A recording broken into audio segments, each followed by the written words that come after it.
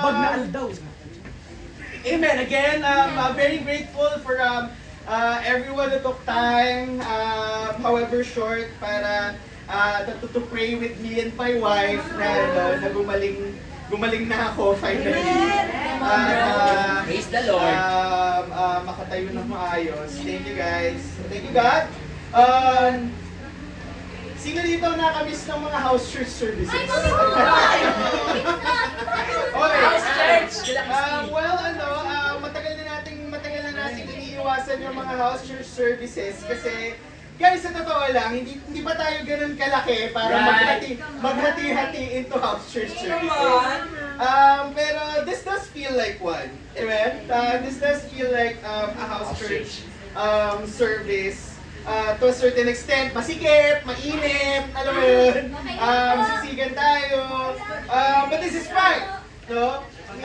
It is always a privilege for us to be reminded of our roots. Right. No?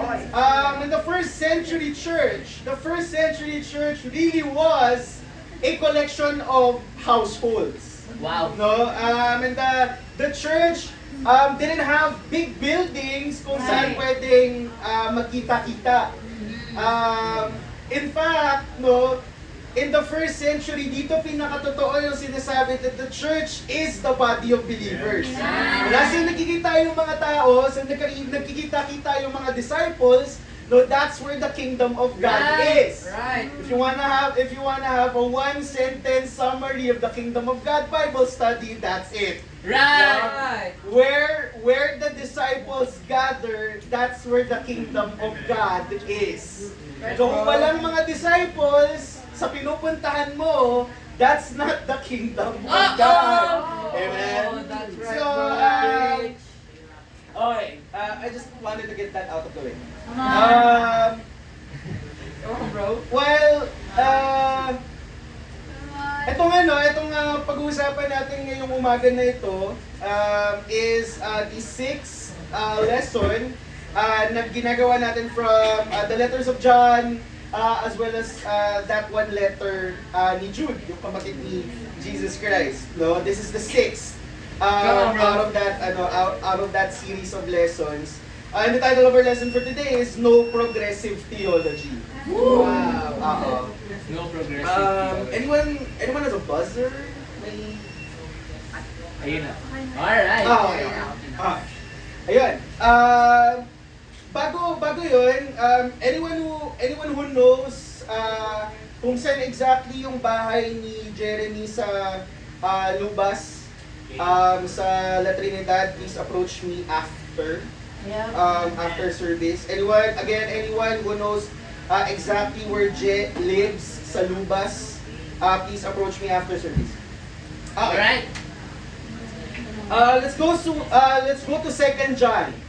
No, and 2 John is the shortest document in the New Testament. No, for word count, it is the shortest book, no, in the New Testament. It will be in 2 John verses 1 to 2. Come on. Kuya. The elder to the lady chosen by God and to her children whom I love in the truth. And not I only, but also all who know the truth. Because of the truth which lives in us and will be with us forever. Wow. See, 2 John is the shortest document in the New Testament. It's even shorter than 3 John, and also written by John the Elder. Right? So para sa mga mahilig mag-Bible quiz dyan, it's not Philemon. Although Philemon is also just one chapter. It's also not Jude, no? Ang shortest na book in the Old Testament per word count is 2 John. On closer inspection, it really deals with the same situation addressed sa first letter ni John. That is, John continues to deal with the spreading influence of Gnosticism, no, among the churches of the Eastern Roman Empire. Sa madaling sabi, yung Gnosticism is having an idea of Jesus that discounts the fact na nabuhay siya dito sa mundo. You know, and therefore, everything that he was able to do in a human body, we can be able to imitate. No? The Gnostics were allergic to the idea that we can imitate Jesus Christ. And we can trust the scriptures to instruct us kung paano i-imitate si Jesus Christ. Right. Now, a little comment dun sa mga terms na ginagamit dito. The elder, etong sinasabi sa first verse, yan si John mismo. At this point, John is old, no? He may have had a kid, he may have had a family, no? Pero most importantly, he's already old. Siya yung pinaka long-lived na apostle na directly naturuan ni Jesus Christ. Wow. Why? Because he was the youngest guy na tinuruan ni Jesus Christ back when he was alive. And you know, John held a sort of Come on. he was the longest lived na first-hand witness, right? Lord Jesus Christ. And so, as long as John was around, no, the first century church had someone na nakakapagpatunay na hindi guys, totoo talaga si Jesus Christ. Hindi wag kayong maniniwala sa mga Gnostic na nagsasabi spirit lang si Jesus Christ. Nakita ko siya with my own eyes. That's why John was so insistent. Right. No, na guys, tigilan niyo, huwag kayong magpapaniwala dun sa mga Gnostic na yan. Yeah. Okay. Come on. And you know, John was son of Zebedee, brother of James, friend of Jesus, son of thunder. An elder could technically be in his 30s or 40s if he had children who were believers. Pinapatunay yan sa Titus chapter 1 verse 6. Sabi, an elder must be blameless, faithful to his wife, a man whose children believe, and are not open to the charge of being wild and disobedient. You know, the feel we get from this greeting is that John is in his latter years. Yeah. So, ano na siya, kumbaga parang, actually in our church, wala pa tayong ganun katandang tao. Dito sa Baguio Church, in Manila, there are people there who are in their 70s. Early to mid 70s. That's got to be what John is looking like here. Pero okay, alam na natin kung sino yung elder. O sino naman yung lady? O what's this old guy doing writing to a lady? Diba? The chosen lady is supposed to be a literary device. At this time, though, John is writing to churches who cannot afford to be discovered by the Roman Empire. No? And so they had to write in this sort of code, no, na hindi dapat itong lesson na itong letter na to hindi ka agad ma-decipher as, okay, this is a Christian. These are Christians talking to, giving instruction to entire churches. Come on. So, while scholars are divided, no, madalas ang sinasabi ay, this is another church. Right? So, laity equals church. No? In 1 Peter chapter 5 and verse 13, may ginawa ding parang ganito si Peter, no? When he wrote, "She who is in Babylon, chosen together with you, sends you her greetings, and so does my son Mark." No? So Christ himself describes the church as a bride. No? So the church is madalas in the language of the of the New Testament. The church usually is alluded to as a female. And itong chosen lady na to, in this context, in the letter of John, is most likely the church. In this case, the children in the final verse, our church members and her sister is a sister congregation. In verse 2, John is emphatic that his readers have already, they have possession of the truth. No? In other words, they don't need some teacher of secret wisdom coming in and showing them what real spirituality is. This is the problem with Gnosticism nung panahon na yun. And you know, we can fall into this trap again even in modern times. That we think Christianity is hard to figure out. No? That we think we need a four-year degree to understand the Bible. Diba? That's what Gnosticism is, and then later we'll clarify what that actually is, no, sa ano natin, sa modern na realidad natin. But the Gnostics like to believe that knowledge was hard to attain.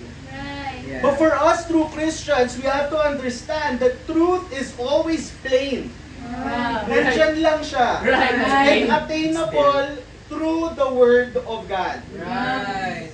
You make yourself understand the Bible, and the truth becomes attainable. Right. You do not need an advanced instruction in philosophy to get to the truth. Okay? And anyone who tells you otherwise is falling into the trap of the Gnostics. No, na okay, this knowledge, this is too advanced for you. Diba? Don't even bother with the Bible kasi ano ka, mababaliw ka niyan. Ganyan. Have some of you heard that from from your family and friends na parang, Bible kasi mamaya mabuong ka dyan eh. Diba? This is how the world has already fooled us into believing that a knowledge of the truth is too hard to attain. Let me tell you again, brothers and sisters, the truth is plain and readily available if you just open your Bible.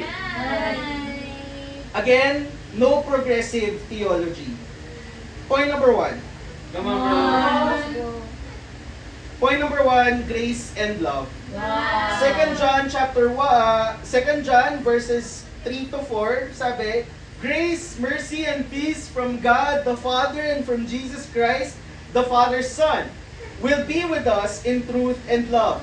It has given me great joy to find some of your children walking in truth, just as the Father commanded us. Notice dito na nagsimula si John with grace. No? Grace is with us. Grace exists with us in truth and love. So, kung i-analyze natin yung sinabi ni ni John dito, ibig sabihin pala nun, he's drawing a difference between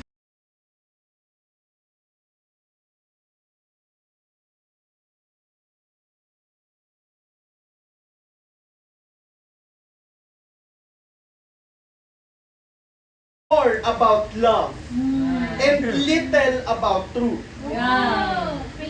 We have to be careful with that, no? Even amongst ourselves.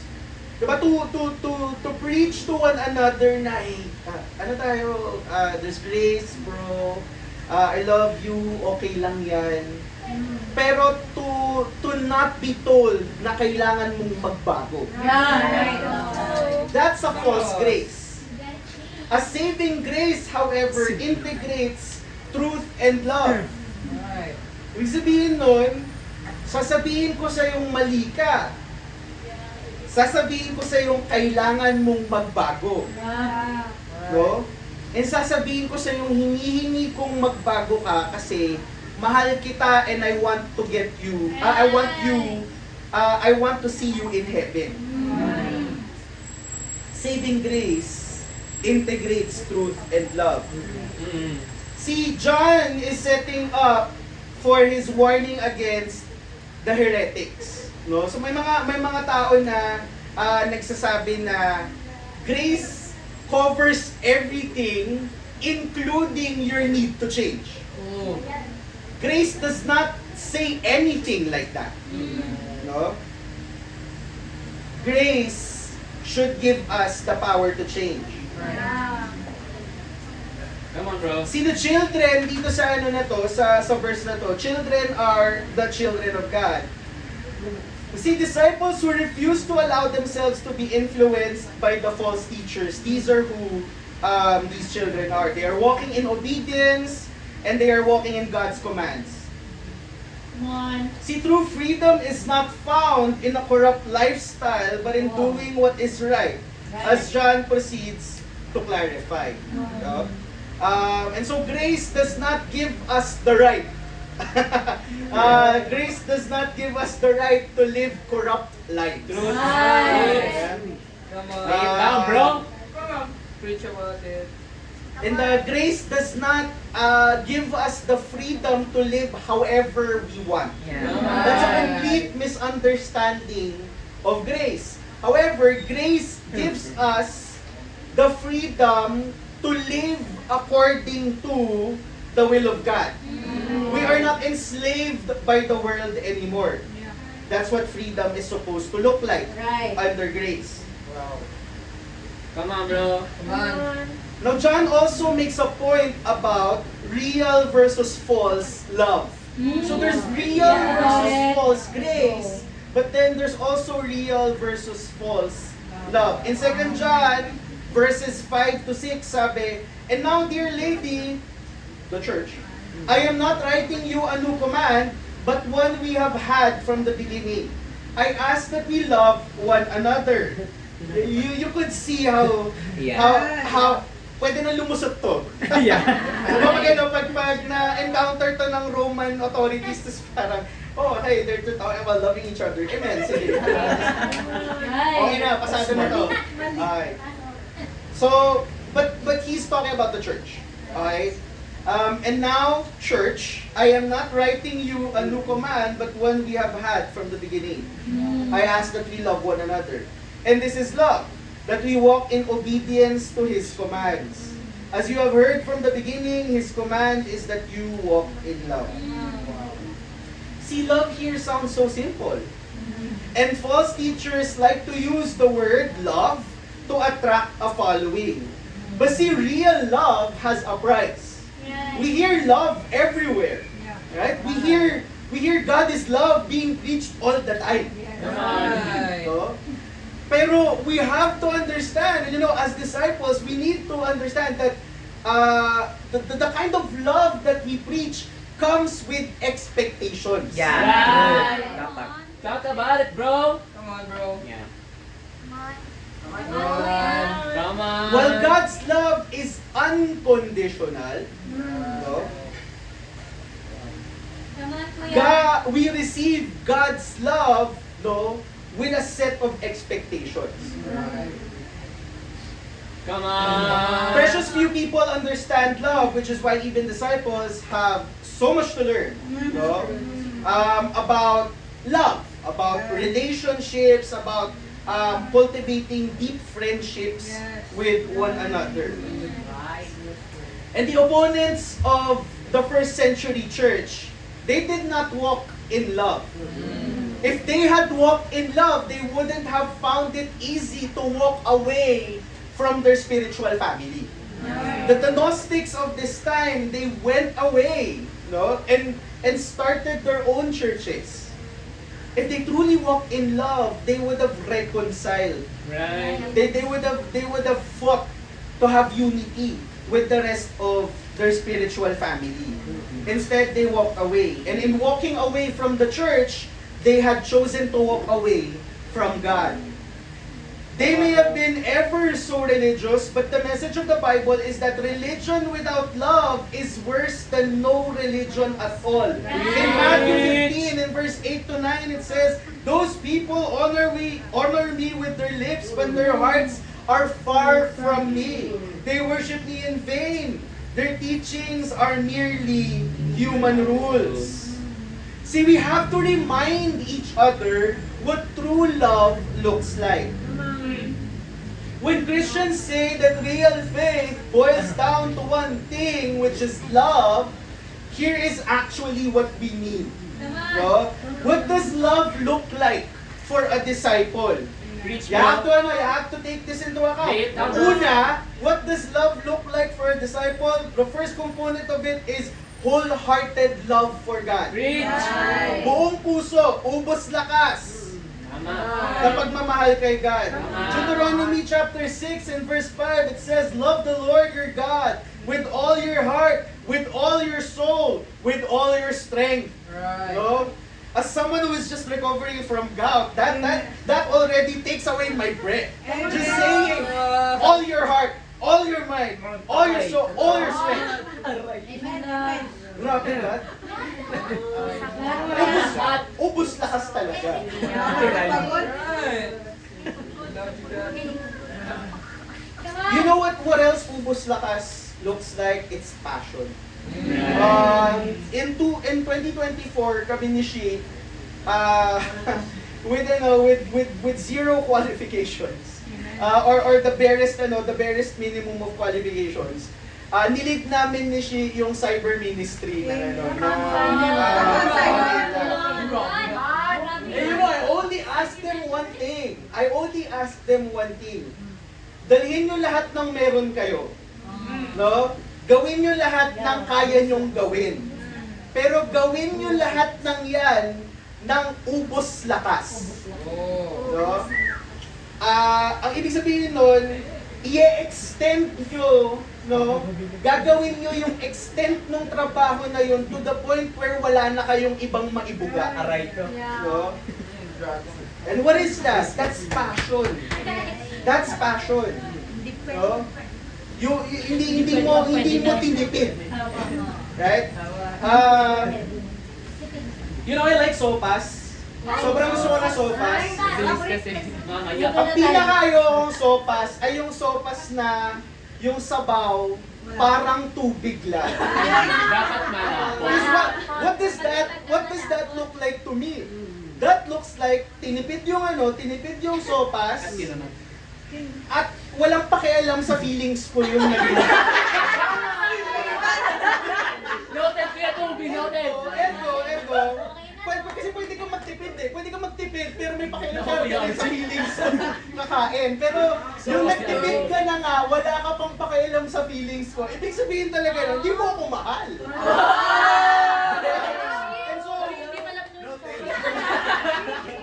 And so if you want to make a statement to me about how much you hate me, bigyan mo ako ng give me a badly prepared bowl of sopas. So yun yung parang idea ko sa sopas. Parang pag sobrang matubig yung sabaw, wala itong pagmamahal. Is our love for God matubig? Preach! Preach, bro! Tinipid natin at wala tayong pakialam sa feelings. Lay it down, bro! Kailangan natin, we have to look at ourselves and think, kailan ba natin tinitipid si God at kailan tayo nawawalan ng pakialam sa feelings niya? Come on, bro! Hit us. We have to love the Lord our God. Right. Pero dapat ubus lakas. No? We do it with passion. We do it with an awareness na we do it with a desire to make God smile, make God happy. Right? Come on, bro. Matthew chapter 22 and verse 36 to 38, it says, Teacher, what is the greatest commandment in the law? Jesus replied, love the Lord your God with all your heart, with all your soul, with all your mind. This is the first and greatest commandment. Come on! See, brothers and sisters, this means there is no higher priority in life than the cross of Christ. God's kingdom and His righteousness must be our everything. Roots! Wow. That's why we press the nuclear button when people are not here. Right. Come on, bro! Matthew chapter 6 and verse 33, it says, but seek first His kingdom and His righteousness, and all these things will be given to you as well. Lalabas yan sa Seeking God Bible study. Yeah! Quiz. in 2 weeks for the brothers. right Noted, there. noted. Yup. And so we have to ask ourselves, are we wholehearted? Wow. No? Am I? If not, kung Why hindi not? tayo wholehearted at tinitipid natin si God, we are falling down on the most important commandment in Scripture. Right. Being loving. We cannot have a relationship with God if we do not love Him na ubos lakas. Right. Let's go back to that. Amen. Come on, bro. So that's the first component of love as a disciple. Una. Eh ano yung second component What is ng it? pagmamahal? No, as a disciple, it is love your neighbor. Preach! Right. In Matthew chapter 22 and verse 39 it says, the second is like it. Love your neighbor as yourself. This means fervent fellowship, fervent evangelism, Right. fervent care for the poor, and Uh-huh. fervent family life. Sa madaling sabi, no, you are living your life for others, Right. not for yourself. Right. You know, I come from a university where yung ano namin, yung service ideology namin ay serve the people. Paglingkuran ang sambayanan. Our university is right next to another university where yung service ideology naman nila ay be a man for others. No? The highest aspiration of those who are educated even in the world is to be a man for others, Yeah. to serve their society. Wow. No? So dapat tayo as disciples, we take that up to a 10. Right. Kung yun yung pinakamataas na aspiration in the world, dapat tayo mas tinataasan pa natin. We up the stakes. When we become disciples, it isn't just a silo that encases us, tas tayo na lang at si God yung nag-uusap. No? Right. Our relationship with God should allow us to go out Right. Preach. and live our lives for others. Get a life, bro. My question is, how involved are we? How Wow. involved are I we like that. in the lives of other people? Right. Come on, bro. I want to talk to our young Christians. You have walked into a church where lahat tayo may pakialam sa isa't isa. Right. And we willingly open up our lives Right. so that other people can come in. Right. Right?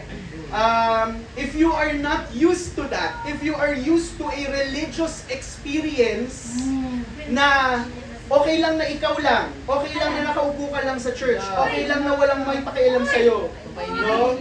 You can manage as long as you think you have a relationship with God. That's not a relationship with God. That's called religion. This is not a religion. Right. Come on. Come on, bro. What we're training ourselves for is heaven. What we're training ourselves for is heaven. Come on, bro. And you must allow people to come into your life. Okay. Pero that's my discipling minute with the young Christians. Let me talk to everyone else. Come on. You could go for 2, 3 years as a disciple and be so used, Yan. no, to Talk about it. minding your own business. No? Ako lang, ano lang tayo, parang kanya-kanya lang tayo dito, please. Bro, Mind your own space. you look like you're down, kumusta ka, ganyan. Teka lang ha. Did I ask for this conversation? Come on! Parang, please respect my boundaries. Come on, preach! I need some time to process. Diba? Guys, minsan hinahayaan natin pumasok sa kingdom yung ganong klaseng kamunduhan. And make no mistake, that's worldliness. Right. You see, that's how the world thinks about boundaries. Right. That's how the world thinks about holding personal space. Right. Parang, tawag nito, I think I need time to stay in this bubble. No? And the world will respect that, amen? Pero please lang, huwag niyong hayaan na pumasok sa kingdom yung ganong klaseng thinking. Right. No? Right. Talk about it. Woo! The first century church rose and fell because may pakialam sila sa isa't isa. It rose because they let other people into their lives. It fell into apostasy. Ibig sabihin, they fell out of touch with God because they started thinking, oh, that church, it has its own thing now. Oh, that guy, he has his own thing now. Well, we have hierarchies in the church. May bishop, may may deacon. O so, kanya-kanya na lang tayo. Come on. The church fell into apostasy because of personal space. Right. That's a new perspective. We have to be careful. We have to be careful about resisting other people's involvement in your lives. Come on. Preach, bro. Dang! Alam mo dito sa Pilipinas, ano naman tayo natural na may pakialam tayo sa isa't isa. No? Pero nakakatawa kasi kapag mas malapit ka sa taong yun, no? Well, when you are more blood related to that person, the more you tend na mawalan ng pakialam para sa tao. Parang, okay, I'll let you live your own life. Pero kapag wala kang kinalaman dun sa tao na yon, you start to have a more close para-social relationship with that person.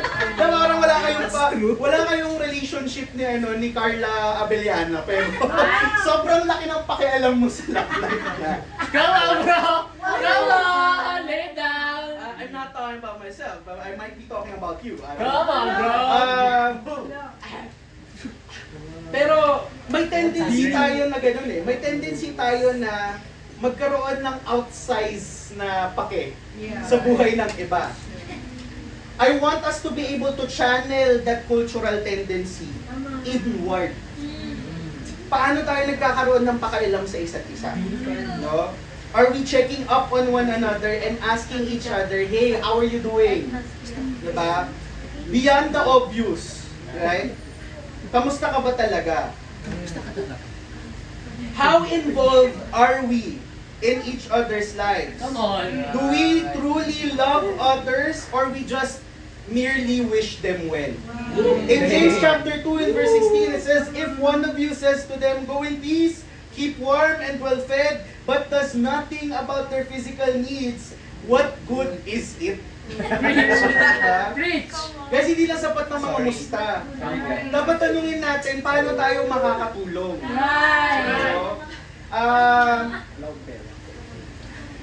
I'm incredibly grateful for Kuya Dan Mahal natin yan. giving us parang a bag of tea. Sarap ng tea. Actually, pili ko yung tsaan na yun yung tumulong sa akin na makatayo this time. Wow! Salamat sa tsaka. Pero ano siya, hindi siya miracle tea. Miracle tea. Ano talaga, parang it's part of the tawag nito, components ng tea na yun which just helps me recover better. So that's Kuya Dan helping me with my physical needs more than just, oh bro, kamusta ka? Diba? Pero not doing anything directly to help me Come on. with my needs. So incredibly grateful, Kuya Dan. But that's also the heart that we should have. You know? How do we genuinely help each other? Right? Preach, Kuya. See, we should be able to have love and grace. No? Grace and love. Right? But grace and love, no, must be put into action. It must draw us closer together. It must allow us to be more involved in each other's lives. Point number 2. Come on. Ayan na. Truth and reward. Point number 2, truth and reward. In 2 John, in verse 7, it says, many deceivers who do not acknowledge Jesus Christ as coming in the flesh have gone out into the world. Any such person is the deceiver and the antichrist. Ito na naman si Antichrist. Okay, so John here is very firm about identifying who the Antichrist is. Eh, kailangan na nating sanayin yung sarili natin. The Antichrist isn't a mythical creature. Hindi siya katakot-takot na tiyanak na gumagapang sa kisame. The Antichrist is an attitude. Yes. And that should make it scarier for us. Truth. Because we can all become anti-Christian in our hearts. John here is alluding to the Docetists, no? A particular line of Gnosticism na dine-deny yung pagkatao ni Jesus Christ. Come on, bro. Come on, bro. Since the Docetists teach wrongly about Christ, resisting the spirit, truth, and commitment of His message, they were anti-Christian. Any such person who resists the spirit, truth, and commitment of Christ's message is the Antichrist. Okay? So, guys, kailangan maingat tayo doon ha. What makes us anti-Christian is our resistance to the spirit of the message, how the scripture makes us feel. Resistance to the truth, resistance to the actual word of God. Come on, bro. And resistance to commitment. An unwillingness to obey. That makes us anti-Christian. These people are deceivers. Wittingly or unwittingly, they twist the truth. And they have a conspiracy to suppress the truth. Romans chapter 1 describes what is happening here. But see, here are some tenets the deceivers, itong mga Docetists na to, hold dear. And see, we have to take note of these attitudes kasi these can become the attitudes that creep out of our hearts. Yes. Yeah. If we are not careful and if we are not open about it. Truth. Dito, bro. Here are some tenets the deceivers hold dear.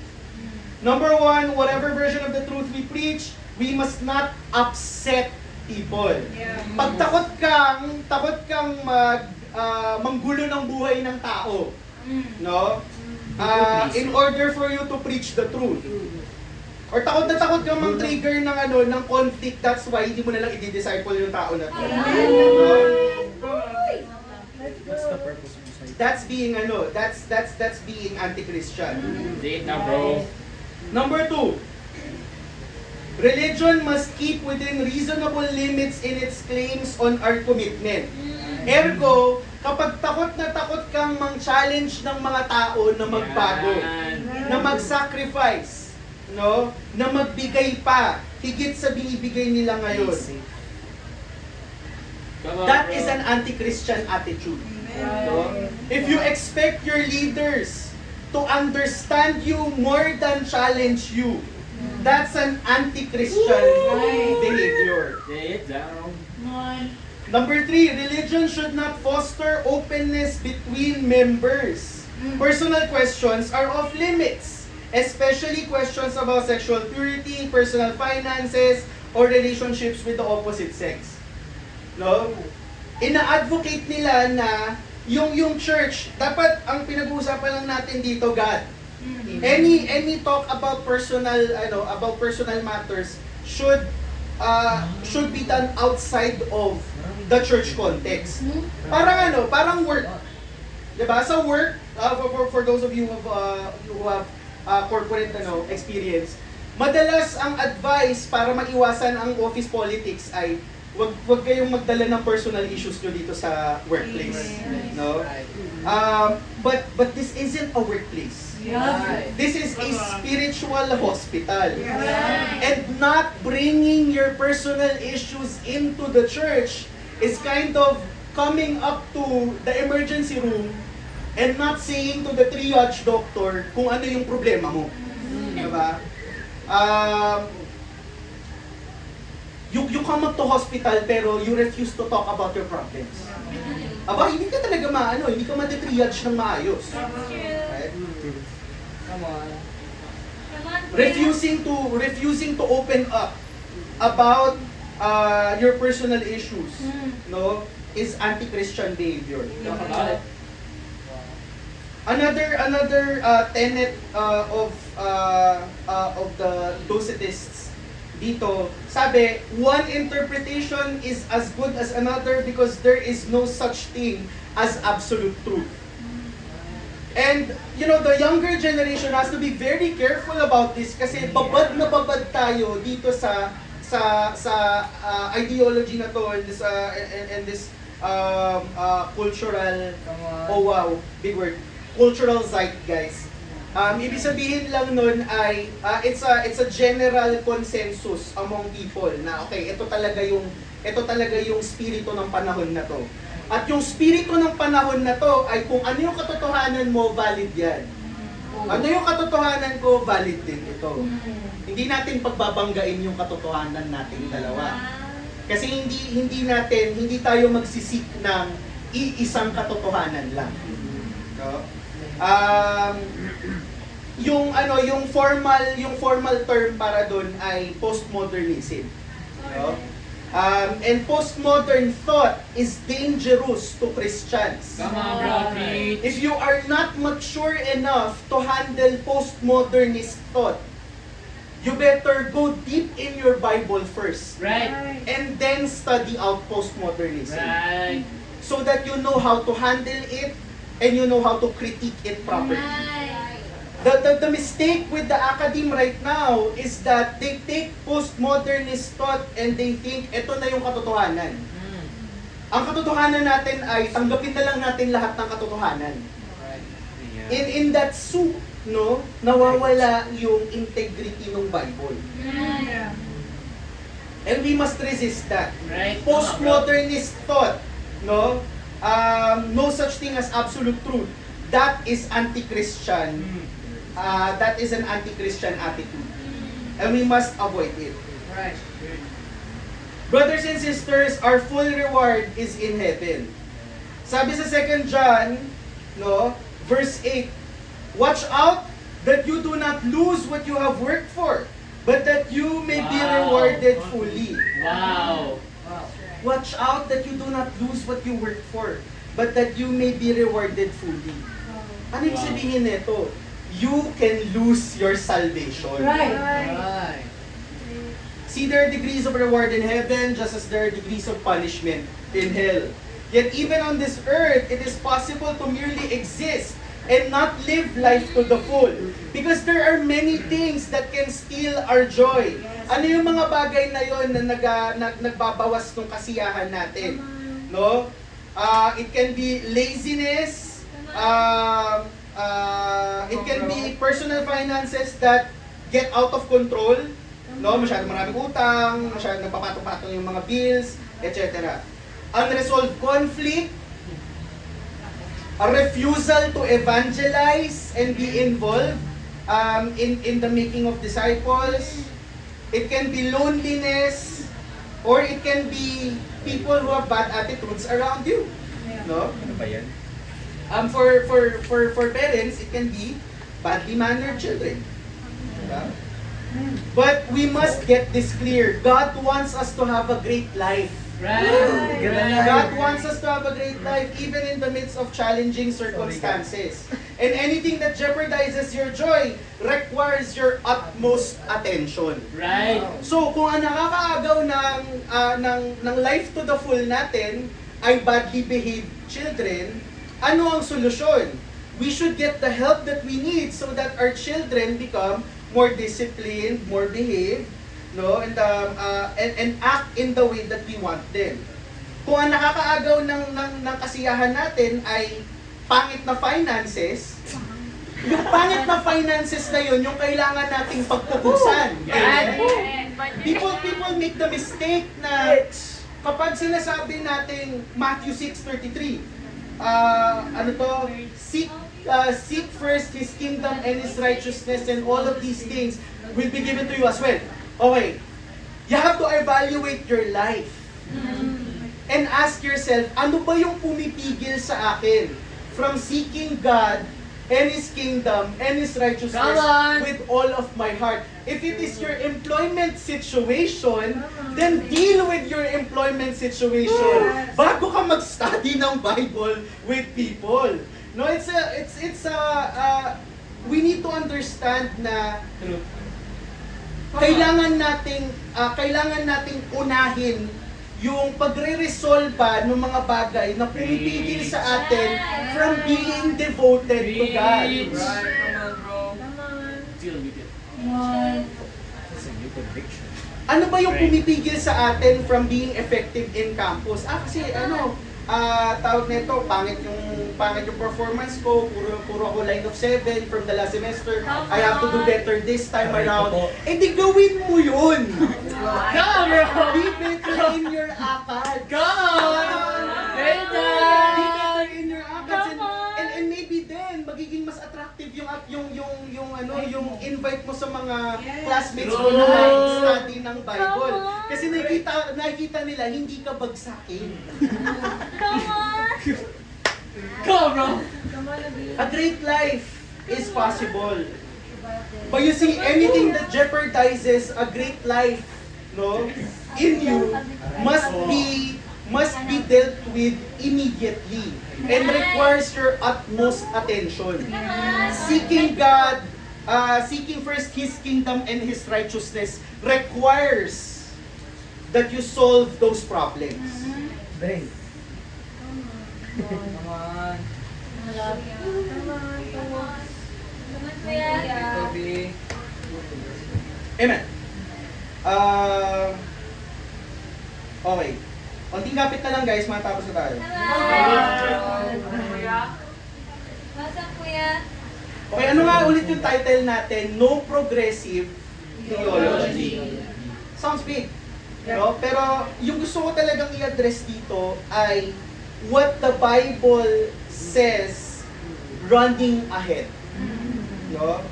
See, false teachers, they ran ahead of Jesus Christ. They went beyond what Jesus Christ said. In 2 John verse 9, anyone who runs ahead and does not continue in the teaching of Christ does not have God. Whoever continues in the teaching, Come on, folks. Come on, Tito B. Amen. Come on, bro. whoever continues in the teaching has both the Father and the Son. So yung mga false teachers that run ahead of Jesus Christ, you have to ask yourself, parang saan ba nila gustong pumunta? Diba? Why are they running ahead of Jesus and saying more than what Jesus said? See, their sophisticated version of the gospel appealed to the arrogant. No? When you want to run ahead of Jesus, you are appealing to those who are too prideful to listen to Jesus. Right. Talk about that. Yeah. See, as a system, Gnosticism was fairly difficult to grasp. Right. Imagine mo, sabihin mo sa mga tao, parang matter is evil. Diba? Parang medyo nakakalito talaga yun. Okay? Pero, hindi kasi appealing eh. Hindi appealing para sa mga intellectual types na sabihin na yung katotohanan ay nandyan lang. Magbasa ka lang ng Bible, alam mo na yung totoo. Trained ako sa philosophy, trained ako sa sociology, trained ako sa anthropology. I need a debate. Okay. Come on, Nietzsche. Okay. And so you run ahead of Jesus. You say more than what Jesus is saying.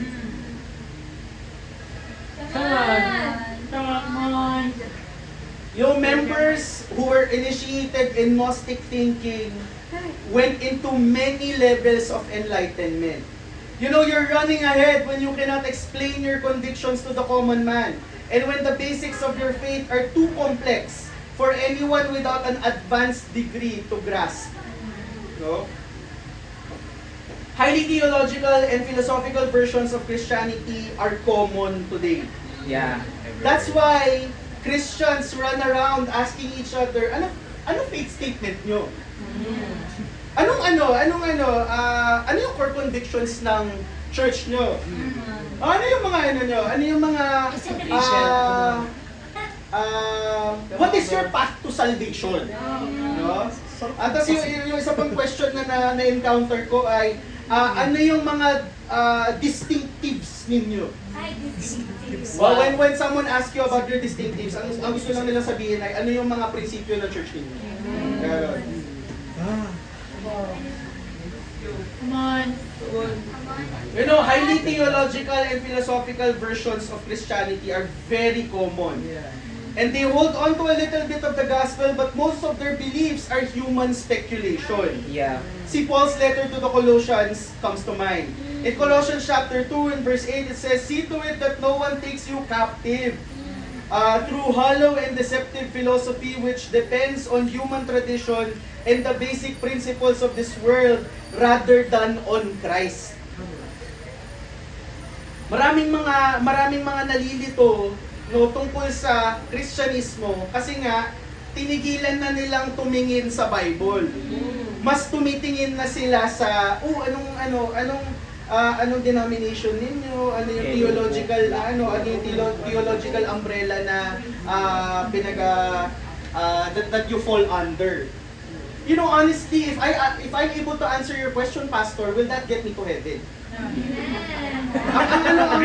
Kailangan ko lang naman malaman nandito sa Acts chapter 2 verse 36 to 42, di ba? How do I get into heaven? I accept grace, I repent of my sins, I get baptized, and I live as a disciple. Right. Diba? I don't have to overly complicate it. True. The problem with Christianity today is that way too many leaders go to theology school. Yeah. There's a big discussion here about the problems with theology as it is practiced nowadays. You could go into that on your own time, pero we'll not dive into that anymore. Come on. The point here is that theology has already run ahead of Jesus in many aspects. No, the way people are educated in thinking about God has already run ahead of the Bible in many instances. And we have to be careful about letting those influences into our lives. No? Guys, kailangan lang nating simplihan yung simplihan yung theology natin. Anything that goes beyond what the Bible says, we can chop that out. No? Yeah. Anything that is too hard for us to understand, we can chop that out. And people can accuse us of being simple-minded. People can accuse us of saying na, oh, you're doing your church a disservice kasi hindi ka nagda-dive into deeper theology. My church does not need deeper theology. My church needs to get to heaven. Right. And the only thing that they need to get to heaven is already in the Bible. Right. I don't need to understand your five component system of interpreting salvation. That's not my theology. And that's not the theology that Jesus left the first century church. Yeah.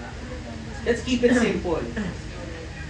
Come on, bro. Point number 3 in our final point. Come on. Conviction and no compromise. Talk about it, bro. In 2 John verses 10 to 11, it says, "If anyone comes to you and does not bring this teaching, do not take them into your house or welcome them. Anyone who welcomes Whoa. them shares in their wicked work. Whoa! Wicked word. Whoa! No? Let's be careful. Yep. Watch what you read and what sort of teachings appeal to you. Let's not flatter our ego by listening to voices that Right. affirm what we Right. already know, but challenge what we do not want to repent of. Let us not run ahead of Scripture. For when we get more progressive than Jesus, when we get more progressive than the Word of God, we will lose our salvation. See, dito, at this point in the letter, grabe na yung appeal ni John, no, na wag kayong magpapaniwala sa mga yan. Don't welcome them, have nothing to do with them, don't even make deals with them. Ang ibig sabihin lang ni John dito ay dapat hindi tayo nagpo-compromise. Dapat hindi natin kino-compromise yung mga convictions natin. Dapat hindi rin tayo tumatanggap ng compromise na mga perspectives and Right. viewpoints from outside. Yung mga linyahan na let's agree to disagree and not bring up anything unpleasant. Yung para lang walang away to avoid conflict. Dapat iniiwasan natin yung mga kasi what is that? That's compromising. Right. That's us being unwilling to stand up for our convictions. May sinasabi pa dito, I won't judge you if you won't badmouth me to your friends. Alam mo, wag na lang kitang, hindi ko sasabihin na mali yung lifestyle mo. No, as long as wag mo sasabihin sa mga friends mo na wag mo ako lapitan. Kasi invite ko pa sila to study the Bible. Compromise. Grabe. Paano natin, how do we deal with that? Diba? You know, for a lot of our young people, we closely associate with gays, with lesbians, with transgender people who are confused about their gender identities. No? And it is the language of the world is the language of tolerance. Right? Right. We allow them to live and let live. No? Pero kailan tayo tatayo and when do we warn them about condemnation? When do we warn them about hell? Come on. Come on, If bro. they truly matter to us, we will work so that we could reach out to them. Right. No? And allow the Bible to do the judging. See, there are some things that are better said face to face. Right. Right. Talk about it, bro. 2 John ends in verse 12. Sabi, I have much to write to you, but I do not want to use paper and ink. Instead, I hope to visit you and talk with you face to face so that our joy may be complete. Wow. John will continue this discussion when he arrives. That's what he meant dun sa conclusion niya in the letter. And really, there are some things that are better said in person kaysa chinachat lang natin or phone natin. True. As always, his prime concern is their spiritual welfare and the happiness of the church. And he left the letter on a positive note, but he never left he never left anything that would give them the idea that he was willing to compromise. Come on. Come on. See, Come on, bro. in conclusion, in closing, in verse 13, John writes, the children of your chosen sister send their greetings, and the church at which John is ministering sends greetings via John to the church to which he is writing. And we all need relationships, not just within our local fellowship, but also with other disciples around the world. Right. You know, we are a worldwide movement. Right. And for the young Christians, you might have already heard it at church. Na sinasabi natin, we are a global movement. We are there are 12,000 disciples in 140 in 160 churches in 60 countries, etc., etc. But do you actually know that in person? Right. Do you have a friend from another church in another country? Right. Okay. Kasi actually, you have the opportunity to fellowship and spend time with people, even other disciples in other countries. Come on, guys. You know, right now, yung church natin, it's part of the Austral China World Sector. We have churches just within our world sector. We have churches in China, in Taiwan, in Hong Kong, in Australia, Thailand, Cambodia, saan pa ba? Hindi, dito lang sa Austral China, New Zealand, no? Fiji, Samoa, ano pa ba? Grabe yung mga grabe. United Nations. Anyways, we are part of a movement where we have family all over the world. So what is stopping you from making friends all over the world? We need to have relationships not just in our church but also with disciples around the world. And my question is, do we have some special friends in other churches and in other nations? If you do not have those, magpatulong tayo. Ayan. Diba? There are people like myself, like my wife, si Emerson, si Ryu, si Tita Seth, no? She has a daughter, no? In another church, right? So kaya nating i-build out itong mga relationships na to with our brothers and sisters in other churches. Yes. The Church of the Living God is a worldwide family. And that sense of family should not only permeate our fellowship at the local level but span the globe. In conclusion, we cannot run ahead of Jesus Christ in terms of what we believe in. We cannot run ahead of Scripture in the things that we base our convictions on.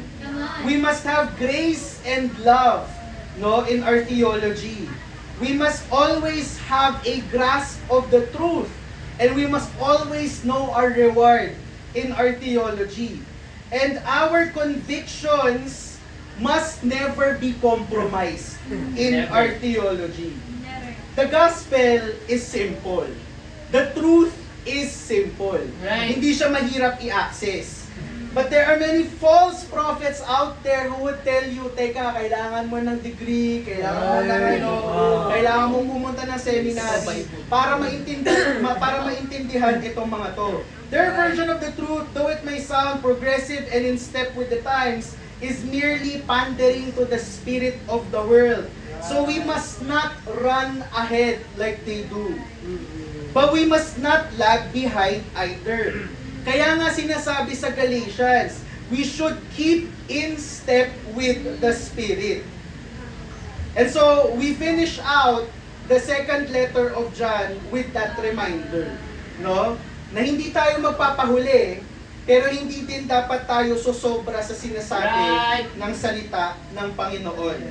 Let's get ready for more straight talk from the Apostle of Love in the last couple of lessons. From the letters of John and Jude. That's our lesson, and to God be all the glory.